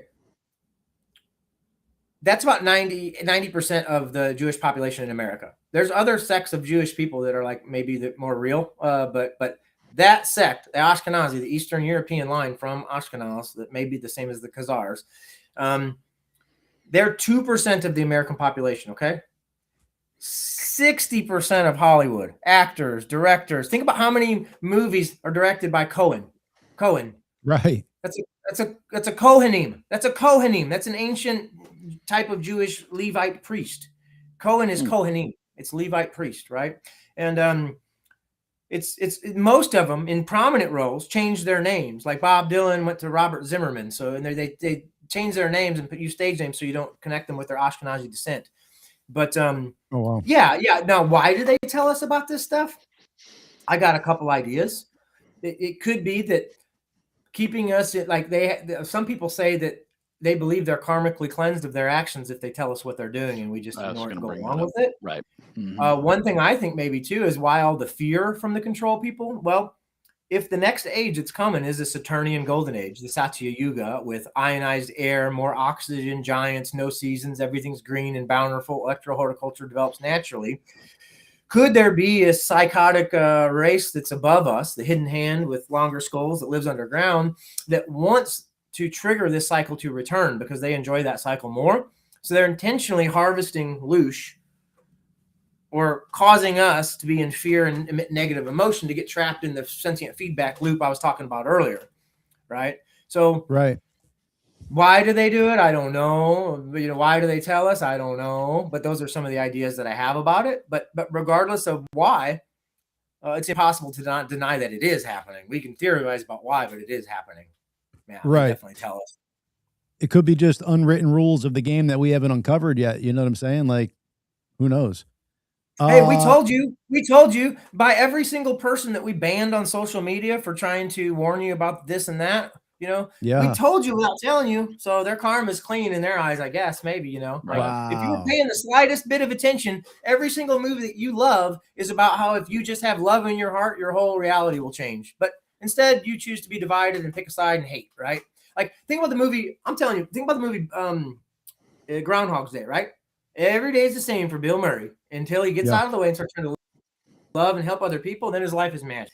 And I'm going to tell you, testify myself, right, is since I've decided to not commit my time to anything that is negative, and if I do stumble upon something negative, I just try to transmute it, find some way to make it positive for me, and started thinking about everything that way about, you know what, I'm going to get up every morning before the sun rises. I'm going to go outside with this Spotify playlist I created. It has all these songs about magic, dream, believe, dance, love, right? And I'm going to think about 10 impossible things before most people even wake up. And I'm out there dancing, creating this vortex of energetic, electromagnetic bliss in my heart and sending that out to the world to be reverberated back to me, right? Boom. And when I stay in that mindset of following my passion, my bliss, operating with the love, even though sometimes it's tough love because some people are assholes and they deserve a mirror, but it's still love. Yeah. When I'm that way, the things that have unfolded in my life since then, it's like I told the job I wasn't going to take their job, right? Well, it's like every day I've been walking on faith and not by sight and hoping that a block appears beneath my foot. And it has, you know what I mean? I have not wanted for one single thing, and things that I thought might have been overcomable challenges or roadblocks just fell, just got out of the way. And I was making more of a big deal of it than it needed to be. And I'm just telling you, it's hard to put into words, but I would encourage everybody to pay attention to synchronicities, because when you're leading with love, when you're following your bliss, and you're not completely acting out of lower vibe, self-centered, root-based chakra, ego, dick-driven shit, right? Yeah. Magic starts happening in your life. I'm telling you, it does. There's synchronicities that happen, and if you pay attention to those synchronicities, it's like the Most High winking at you, saying, "I see you. You're doing great. Keep on going." And you can't trick it. You can't actually, want those things selfishly, but then pretend outwardly you don't, because that won't work. Yeah, you got to really. You have to be in what's it called? Like resonance, heart-mind resonance. Yeah. You have to think that it's, mentally, but you also have to feel it. It's almost like you feel the emotion, and the emotion creates the energy that manifests it. Because like I said earlier, we are in an electromagnetic ocean of air, right? It's an emotion ocean, and our emotions are electromagnetic things. So this is ancient knowledge that people will think is woo-woo in some cases, but it's actually the oldest stuff. It's not new age, Yeah. And there's going to be those people out there that, you know, want to do shit like that, but your heart isn't pure, your intentions are bad, and that will be known through, you know, however you're thinking and stuff like that. The mask you put on or the charade you do won't help you out. Yeah, and I think there are ways for people to still get what they want if they manipulate other people. But I'm just saying you can do it without doing any of that, and then it's like magic because it's like God providing for you, And it's like I'm not a Bible thumper, and when I say God, I can't put a definition on that. Some force that operates through me and beyond me, outside of my understanding, that somehow arranges divine coincidences in my life that are too big to call coincidences. So I call them synchronicities. And I look at people like Carl Jung and John C. Lilly. Now, John C. Lilly was given millions of dollars by NASA, to do LSD and confine himself in sensory deprivation tanks in an attempt to telepathically communicate with dolphins. NASA, if you're looking for another person to do that, hit me up. Yeah, or me. Give me all the action. I'll try to talk to dolphins. And his assistant, the whole program got shut down because his assistant couldn't calm the young male dolphin down. So she started giving him handies to calm him down, and they had to shut the whole operation down. I've heard about that.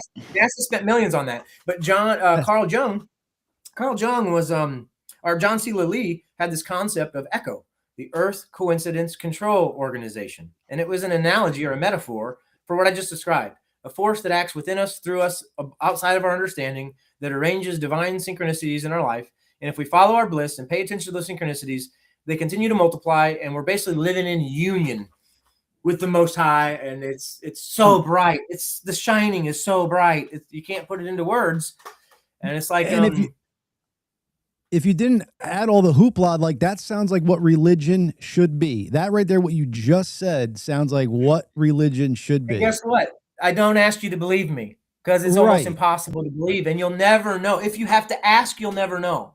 You have You're not to asking me to sacrifice. Heart and put it to the test and see it for yourself. There's no fake in the funk. Like I said earlier, your brain is a frequency receiver, and it helps tune the radio. And reality is frequency locked. Nothing is real. On a quantum level and atomic level, they say that even as you get down to matter and look at the smaller and smaller and smaller things, it's all like Russian nesting dolls. It's like atoms or whatever zipping in and out of existence, humming along that appear solid, right? But 90% of it or 99% of it is nothing. Yeah. So I think about the Beatles, Strawberry Fields, nothing is real. Yeah. Right. And that's a lot of the way the Hindus would talk too. So I think that, could you imagine if instead of being raised the way we were from birth, we were encouraged that all the stuff I'm talking about is real? Manifestation, magic, love, connection, union with the divine.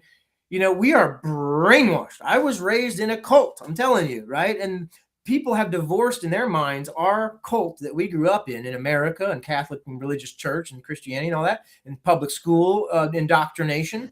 They don't see that as a cult. They see it as a culture, right? And so do people in cults before they wake up. But what's the difference between a cult and a culture? Your opinion of it, right? My opinion is that we all were born into a cult. Well, yeah, because you said what's the difference between cult and culture? Really, they both have cult in the name. Yeah, and so what do you do when you tend to a garden? You cultivate it, right? Yeah, you prepare it. Life's a garden, baby. Dig it. Life's a garden. Dig it. I love it. Joshua James, Mr. Electric Gnosis. I want everybody to go check out his YouTube channel. Check out his Patreon. Again, that's Electric Gnosis, Gnosis. You got another show coming up tomorrow, I believe, right, Josh? Yeah, and I do want to tell everybody I do have premieres on my channel every single day. So on weekdays, there's a new video every day. I'm there live in the chat to answer questions. Those are going to be at 7:07 p.m. on weeknights, and then on weekends they're at 9:09 a.m. every day. And then I also go live. I go live Tuesday through Sunday at 10 a.m. This is all Arizona time. And then on my channel tomorrow, I'm actually going to host somebody who I think is a genius. I'll give him a shout out here. His name is Stephen J.D. Beatty. Okay. And he's spent a lot of time, a lot of obsessive ADD, genius level, brilliant dude, alone time, solitary, like people, the thing that I don't like is how and you guys don't do it, right? But outside, somebody who's got kids, a wife, a full-time job, and never had the ability to look into anything from themselves will judge somebody based on an idea, but then they don't understand that that person's been jobless for 5 years, doesn't have any kids, and is obsessed with this information and has a level that you couldn't even dream of, buddy. Right. So, but his concept is that, and I agree with him mostly, right? We might disagree on a few things, but we're going to work that out on the conversation. I'll ask him some of these questions, but his view is that the Old Testament was originally based on astrotheology. It told us about the stars and the planets and the constellations above us and the different cycles that we go through, and that has been perverted. And the thing is, like, think about this, right? They talk about the Christmas, right? Christmas is, they say, and it's associated with Jesus, who died for 3 days and was resurrected, right? Well, during this winter solstice, for 3 days, every day the sun rises in a different spot. It gets further away from the north, further away from the magnetic center, right? At the point of December 22nd, it's the farthest away it's going to get. And it actually goes in three days, it rises in the same spot. It's like, it's called the solstice because that means the sun stands still in Latin. So the sun stands still, solstice. Okay. Now, after those 3 days, when the Son of God is dead, he's suspended, he's hanging, right? It comes back, right? And that signs longer days, more spring, all this stuff, right? Now, if that was written from anywhere besides the northern hemisphere, which is inside of the equator on my model, it wouldn't have been that date, because on the southern hemisphere, Christmas is in July. It's at the end of June. So the story would be set in June, not in December, if it were written in the north as opposed to the south, because the seasons are flipped, right? Oh, yeah. So our theory is that Ireland, Scotland, somewhere very close to what is now the what we would call the north, or the magnetic center of this realm, or the North Pole, right? Is where these stories all originated from. And they were originally stories telling us about the stars, the planets, the constellations, and different cycles. And they, it got bastardized as it got, basically, as the Roman Catholic Vatican took over. And then, I don't know if he's going to go here with it, but I am. I see clear evidence that part of their perversion of this astrotheological documentation from the north central viewpoint of it all, to further disconnect us from what really happened, Kaisers, kings, Kaisers, rulers, in different areas, emperors would take on the names of the gods, of the old gods, which were the planets, right? Okay. And then kind of reenact these stories down here, and that would give them, like, they always said, oh, we have divine authority to rule, because they claimed association with the gods, which were the planets and all the ancient myths, right? So I think that originally the Old Testament described what was going on above us, and eventually, as a part of perverting it and disconnecting it from that, a group of parasitic people rewrote it and assumed the names and claimed themselves as gods, and that nobody will ever get a clear interpretation of the Old Testament unless they look at both of those things through both of those lenses. And I'm going to talk a little bit about that, but he's focused, I think, more on saying that, hey, the original Jerusalem and the center of where these stories were written was like Ireland, right? But if I were to expand on that and add my viewpoints, that's why I'm adding a little bit of extra details there. But I'm going to give him an opportunity to flesh out his whole message, because I know even if he's not 100% right, he's got so many brilliant ideas that people need to look into, and there's a lot of truth in that. So I'm going to give him a chance to shine in front of my audience with that tomorrow. Yeah. I love it, dude. I love the content you're putting out. I love that you have, such passion, and you're doing the deep dives into things. And like you said, a college education, or maybe you didn't say it, but inferred to it, a college education is a piece of paper. So the research you're doing, it could be a doctorate, basically, on how far you're going. It's not just a college education on the subject. You're going deep.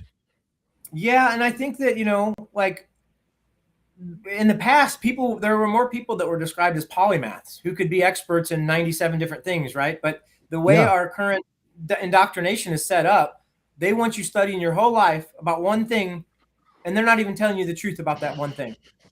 Right. You know what I mean? So I think that, no offense to anybody who went to college or got a degree or whatever, but personally, I'm glad I didn't, because I think it's less things that I had to unlearn.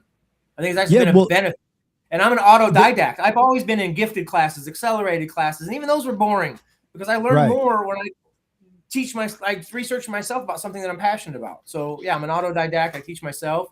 And we don't, that's another thing that giving up our agency, right? We don't need no stinking badges. We don't need anybody, saying, oh, you're approved by me that you learned this satisfactory. That's just another way to revoke our agency and keep the power in the people that are, controlling all this shit. So. Right. College doesn't teach you how to free think and do your own research. It teaches you how to be indoctrinated. Yeah, exactly. Just like church at a young age in grade school. It's all indoctrination before we can even realize what's going on. That's why I say I was raised in a cult. Yeah, man. Yep. Josh, we're going to do this again, my man. Again, thank you for coming on. What were we going to say, Chad? I'm sorry. No, anytime. No, I'm good. Thank you, Josh. Appreciate it. As always. Thank you. Thank you guys for having me on again and for giving the green light to just talk about whatever. I love that. I love the risk takers. I love the people who say, come and ban me, silence my channel, whatever. That's we'll get a new one and get it back up. We're not catering or taking a knee. This is Sparta, baby. Let's go. Yeah, we've been fighting a good fight for a minute, dude, and we're glad to have you on board on this and glad you're giving the audience some of this information. And every time you're on, we're just fascinated. So we're definitely going to do this again. You're going to be our most recurring guest on this show. Awesome. Love it. Just let me know when, and it's been a pleasure. We'll see you later, guys. Be good, Josh. Thank you so much. Electric Gnosis there. Go check him out, his YouTube channel, all his socials and stuff. He's putting out, like I said, a lot of good content. He's putting it out daily. He's putting stuff out on the weekend. So, I mean, he's really putting in the time and effort. He told his job to go F themselves so he could, go into this full time. That's just, I love people who do stuff like that. So go get him, Mr. Joshua James. Always fun show. Forgot this portion, Mr. Gracey. How could I? Every stinking time. I'm going to call it not our intro song, but just whenever we want to play it.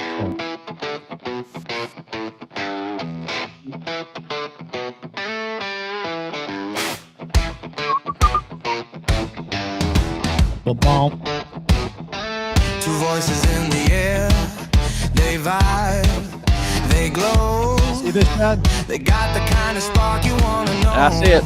Remember that move? Thoughts like stars, watch them flow. Hey. The gracious do.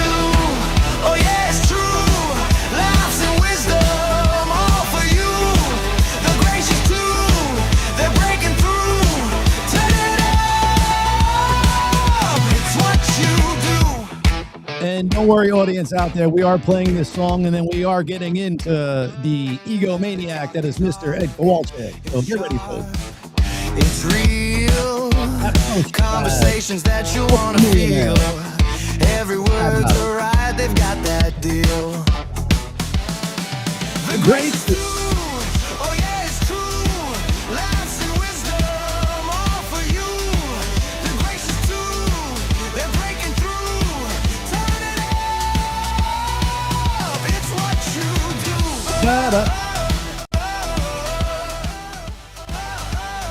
Yeah. Leave it playing a little bit there. We can talk over it. Let's put up our sponsors as well. Good idea, Mr. Gracey. Remember to like, share, subscribe, and comment as well. Everybody, do it. Please do it. We know where you live. All right there. So our sponsors, Mr. Eric Javits. I don't even know if it's Mr. Eric Javits. I just say that, but I never met him. For your high-end fashion, Melania Trump wears all their good stuff. They got beautiful hats, beautiful, tops, all that stuff for guys and gals. So ericjavits.com. Type in the coupon code, TheGracious2, all one word. Get your 20% off. To get that pick-me-up, Chad, you got to go to getgoodfeels.com. There you go. Baby. Get those THC seltzers and drops and get your good feels going. And again, use that coupon code TheGracious2. And then one other place we got going for you all, it's Old Glory for all your rock and roll memorabilia. Some sports stuff on there too, but mainly for that rock and roll stuff. So go check them out. oldglory.com. Use coupon code TheGracious2. Boom shakalaka. Before we get into talking about Mr. Ed Kowalczyk, because I got to find that post. What a pompous dude. Your state, Chad, for the 6th year in a row is the largest population loss in America, California. Let me take off. Yeah. I noticed sponsors. how Gavin Newsom's talking points have gone from the 4th largest economy in the world to the 5th largest economy in the world. And that's only in less than a year. Right. And all the billionaires are fleeing. I think SpaceX just announced they're fucking pulling out. Like, I mean, all these corporations are pulling out. It's just a matter of time, I think, until Silicon Valley starts pulling out. And then what do they have? Well, yeah. I mean, the taxes are crazy, bro. For $1 million, taxes and regulation, it's insane. Yep. Insane. Taxes and regulation. regulation. No one does anything about it. I mean, fuck, every time a company leaves, Gavin Newsom's practically like, okay, see you later, get the fuck out. I mean, that's basically what he says. It's friggin' insanity. You're right. And the blue people just keep voting for blue people. It's so it kind of brings up, so it's like Gavin Newsom says to these companies, just get out, right? And then they leave, like not realizing the appreciation he should have for these companies, because that's what makes his state great. Almost like, Chad, Mr. Ed Kowalczyk and your fans and the way he talks about them, dude. It's almost like he doesn't appreciate them or care if they're fans anymore. I guess not. No. According to his post, he's a multi-fucking millionaire. He doesn't care about his fans. Crazy, bro. Or certain fans, I should say, with certain opinions. So I guess it's it's diversity of thought is not present. No, it is not. Most people on the left. Which is, it's just crazy, man. It's like the egomaniac that we've been talking about, but like just to see it in black and white, dude, you just feel duped as a fan, like somebody who's really been in. But the saving grace is that the three of you guys are what started that band, so that's what gives it the saving grace. But just to be so in love with that music and have an egomaniac like that talking about the fans that you guys made and created, it's just like a huge slap in the face. But he's also confirmed why he changed the logo to blue. Talk about that. Yeah, buddy. Blue no matter who. That was my running theory, but it's just been confirmed by his posts. 100%, dude. Wow. And I don't, has he taken those posts down? That's usually his MO. He puts shit up and then takes it down. But I don't know if he has or not. But it went on to alternativenation.com, so it's already out there. Beautiful. I did not realize that, but let me share this. I don't know. So I got it from the Fans of Live Facebook page, because I don't follow Mr. Ed Kowalczyk. Well, no, he blocks all of us. That's right. That can't even follow him. Like, that is correct. How much? I mean, is that how much of a coward you are? You can't even follow you. Like, what the fuck, dude? It's insane. So this is not. Let me go back here, because it's not pulling up the whole thing, but you guys could see my screen, so I should be able to find the one that has all three. Here we go. So it starts off with his middle finger towards the Trump building, because that's so adult of him. And then he goes into this.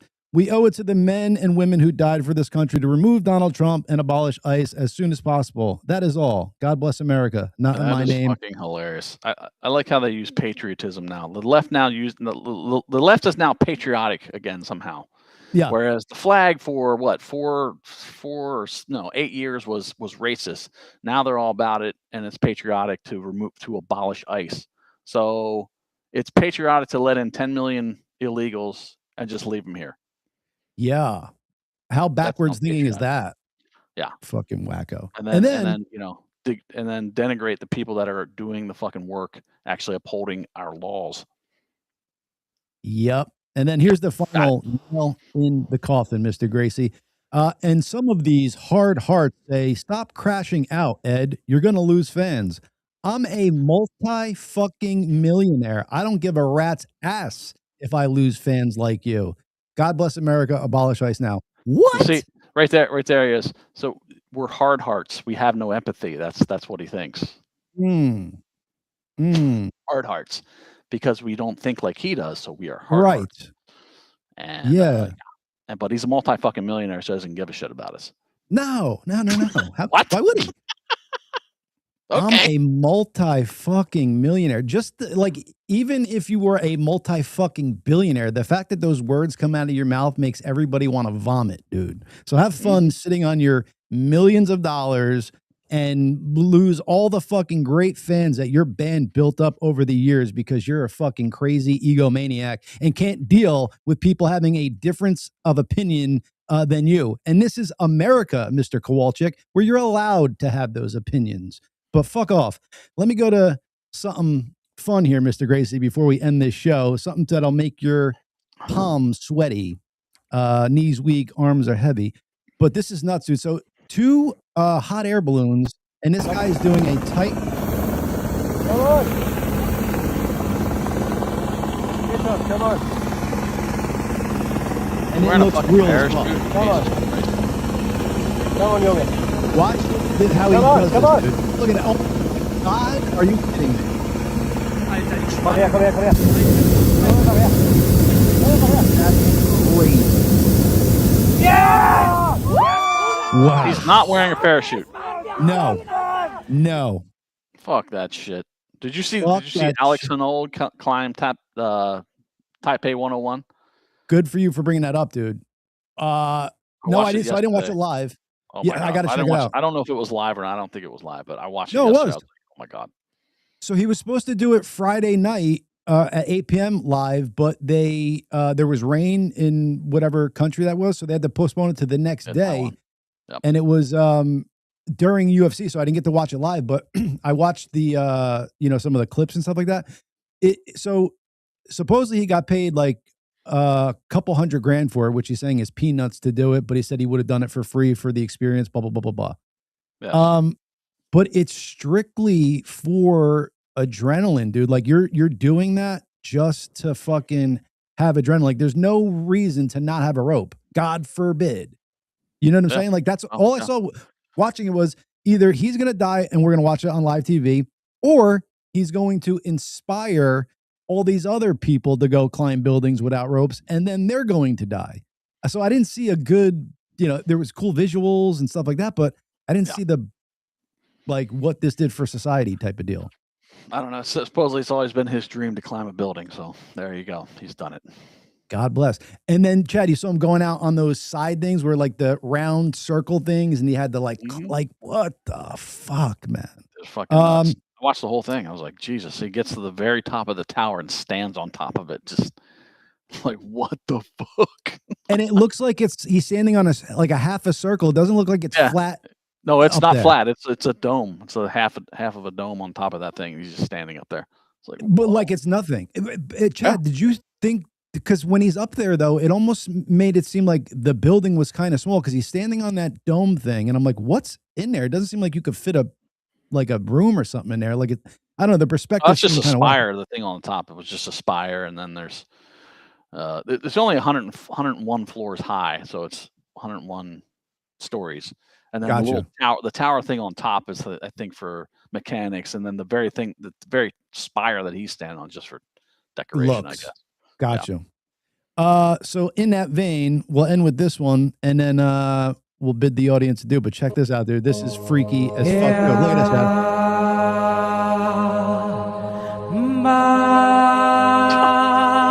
How crazy is this, bro? I shut the music off just so we don't get look now he walks up, Chad, so he makes it pretend like he's putting his foot on steps and walks up. Like, look at the amount of muscle that takes to do, bro. I've seen people do that in the gym on fucking crossbars, but not hanging off the side of a cliff. Okay. No. Fucking crazy. I mean, it looks cool as fuck, but Jesus, dude, one slip, one grip, you're done. And there are people that have died. Let me do one. Yes. There are, and like one of the best free soloers like died not too long ago. I want to leave it with this, Chad, because I just popped up and I forgot that I pulled it. But tell me if you think, because this says no hesitation. I think this is child abuse when I'm about to show the audience, but it's a social media clip. So tell me what you think about this. 3, 2, 1, go! He looks scared as shit now. The way he went off looks scared. Now watch when the thing opens. He looks scared. He's like, oh my God, thank God. Ready, journey. Now watch the way he goes off. It says 2, no hesitation, but he basically falls off like his legs scraped. Like he rolled off. Yeah. He's scared as shit, bro. That's fucking nuts. But Chad, my point is, like, that's an 8-year-old kid. Where does the parents get off putting him in harm's way like that? Like, even if he wants to do it, I'd be like, all right, kid, wait till you're a little bit older. Like, I don't want to be the one pushing you to do this. Yeah. That's crazy. Shit can go wrong. Totally. Things can go wrong on those things. Like harnesses can break, lines can break. Like, why would you do that to your child and make him do and that? he seemed scared, bro. He seemed pressure to do it. The way he jumped off, it was like he rolled off. One last thing. I'm sorry, I know I keep saying that, but this is disgusting, this video. I didn't even know this was a thing.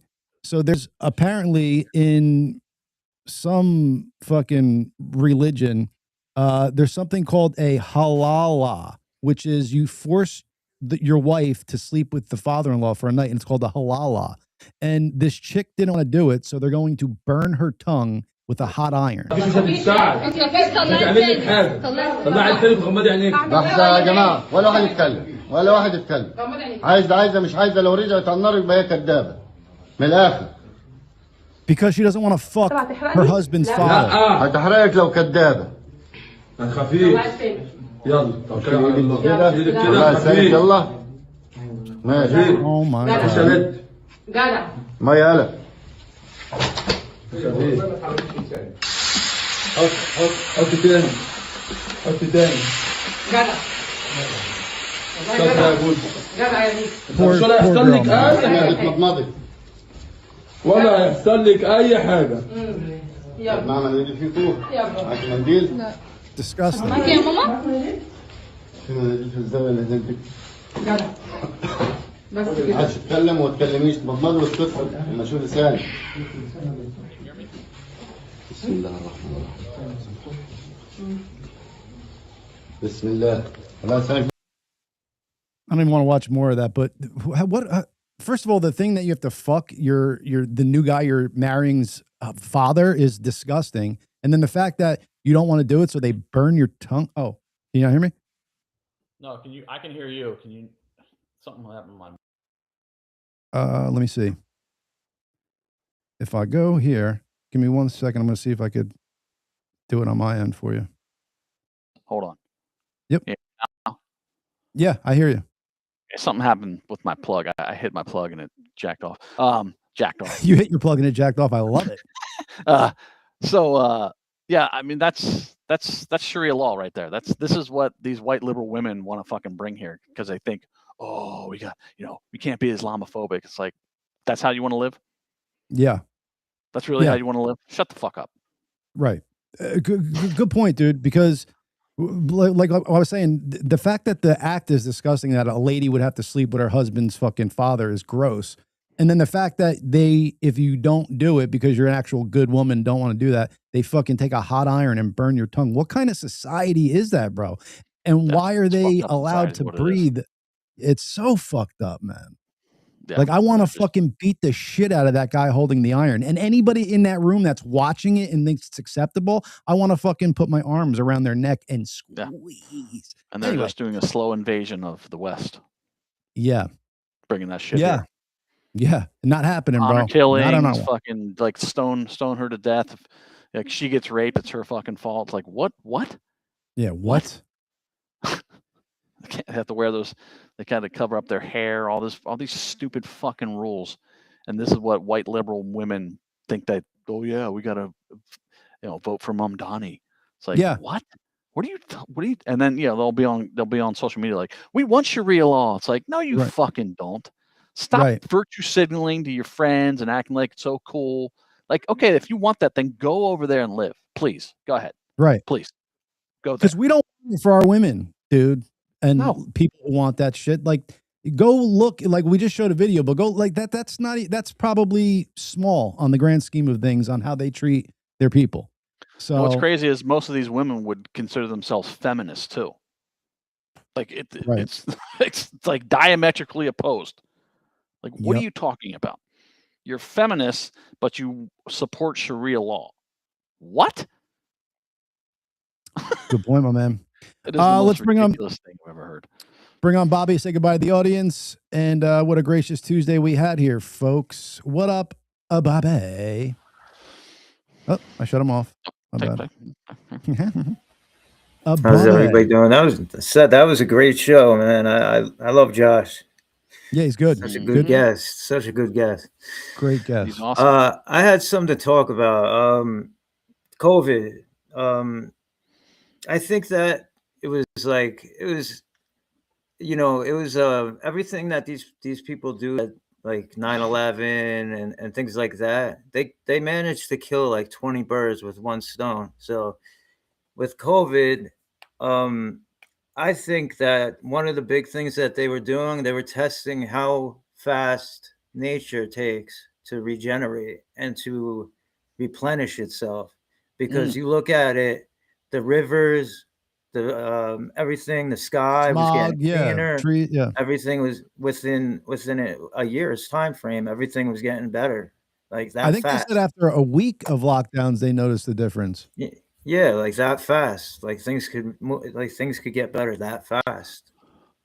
Yeah, I was just thinking about that. I So wanted to my bring that up. mom and then my friend Courtney, who lives in New Jersey, and my mom, they both noticed tons of friggin' chemtrails in the skies right before the big snowstorm. Really? And then one of Courtney's friends went out and got some of the snow and tried to burn it or try to melt it with a aiming flame. It wouldn't melt. And then Courtney did it herself, and it wouldn't melt. And she It took turns a bowl of black. snow. She sent me. Yeah. Yeah, she sent me the video of her doing it. She took an aiming flame, was just putting it right on the snow. It wouldn't melt. I was like, wow. The Courtney that's Weird. always in this chat here and Yes, answering on Instagram. Wow, Courtney, that's fucking crazy. Yeah, man. I mean, because we know those Could have clouds. to do. Good, Bobby. Could have something to do with the chemicals they're spraying in the air all the Well, time. I mean, yeah, that's the speculation. Like there was tons of chemtrails before this big snowstorm, and then all of a sudden you can't freaking melt the snow with an aiming flame. Like what? Wow. Yeah. Maybe there's some kind of scientific explanation for it. I don't know, but it's fucking weird. Just the way they had a scientific explanation for the magic bullet that killed JFK. You know they got one for this. Yeah, exactly. Science can explain. Yeah, they have a scientific explanation as to why you should get the COVID shot too. Yeah, got it. Right. Yeah, that's another thing. You want to bid the audience adieu, Bobby? Yeah, like, subscribe, do what you got to do, Share. Keep us in your mind. That's Peace. right. Love you guys. Share it up. Thank you. That's the one and only Bobby from Bobby's World on the Gracious 2. You only get it here, folks. Good stuff. Good stuff. Anything else for the audience, Mr. Gracey? No, sir. I got to go to the bathroom. Same. Please like, subscribe, Thank you, share, everybody. follow, all that jazz. We're going black.